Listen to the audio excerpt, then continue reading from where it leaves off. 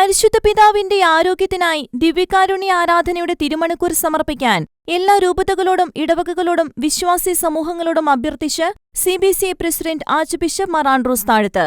ഫെബ്രുവരി 23 ഞായറാഴ്ചത്തെ ദിവ്യബലി പരിശുദ്ധ പിതാവിന്റെ നിയോഗാർത്ഥം അർപ്പിക്കണമെന്നും ഇന്ത്യയിലെ എല്ലാ ബിഷപ്പുമാർക്കും വൈദികർക്കും സമർപ്പിതർക്കും അൽമായർക്കുമായി പുറപ്പെടുവിച്ച സർക്കുലറിൽ മാർ ആൻഡ്രൂസ് താഴത്ത് ആഹ്വാനം ചെയ്തു.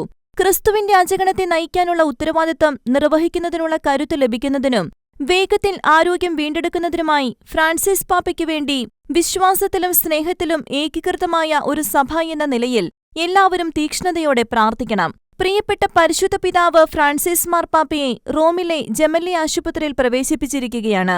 വിശുദ്ധ പത്രോസിന്റെ സിംഹാസനത്തിന്റെ തിരുനാൾ ദിനത്തിൽ പത്രോസിന്റെ പിൻഗാമിയായ ഫ്രാൻസിസ് മാർപ്പാപ്പയ്ക്കായുള്ള പ്രാർത്ഥനകളും ത്യാഗങ്ങളും കൊണ്ട് തീക്ഷ്ണമായ പ്രാർത്ഥനയിൽ നമുക്കൊന്നിക്കാം. സഭയുടെ മാതാവായ പരിശുദ്ധ കന്യകാമറിയത്തിന്റെ സ്നേഹക്കരുതലിൽ ഫ്രാൻസിസ് മാർപ്പാപ്പയെ ബരമേൽപ്പിക്കാം. കർത്താവിന്റെ സൗഖ്യത്തിന്റെ കൃപ പാപ്പയ്ക്ക് ലഭിക്കട്ടെ.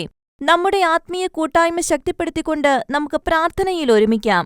നമ്മുടെ ഇടയന് ആശ്വാസവും സൗഖ്യവും ലഭിക്കുന്നതിന് നമ്മുടെ പ്രാർത്ഥനകൾ കർത്താവിന്റെ സന്നിധിയിൽ ധൂപം പോലെ ഉയരട്ടെ.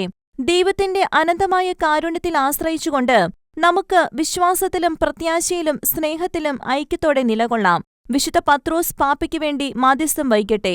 നമ്മുടെ പരിശുദ്ധ അമ്മയുടെ ആർദ്രമായ കരുതൽ പാപ്പയ്ക്ക് കാവലാകട്ടെ എന്ന വാക്കുകളോടെയാണ് മാർ ആൻഡ്രൂസ് താഴത്തിന്റെ സർക്കുലർ അവസാനിക്കുന്നത്. Church desk, ഷെക്കന news.